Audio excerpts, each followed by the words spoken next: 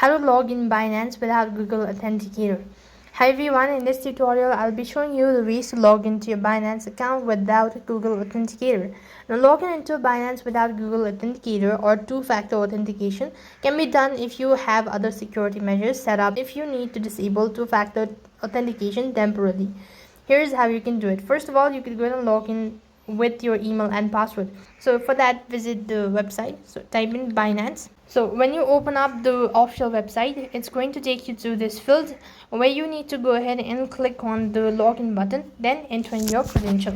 So here, what next you just have to do is enter in the credential, and when you have entered the information, and if you have another form of two-factor authentication such as SMS or security key set up, you can use that as well. And if prompted for Google Authenticator, look for an option to choose another verification method like SMS.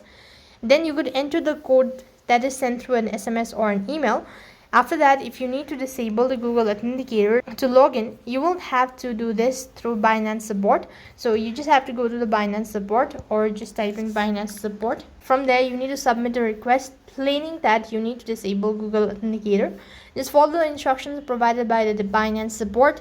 This may involve providing identification and answering security questions to verify your identity. And similarly, if you've lost the access to your Google Authenticator app, you can reset it by visiting the login page. On the Binance login page, after entering your email and a password, click on Unable to access Google Authenticator. Then follow the prompt. So this usually involves verifying your identity through SMS, email, or providing identification documents, and you'll have successfully logged into your Binance account without Google Authenticator. So in this way, you can log in into your Binance without Google Authenticator. That is all for this video. I hope the video was helpful. Make sure to like, share, and subscribe to our channel. Thank you for watching. See you in the next video.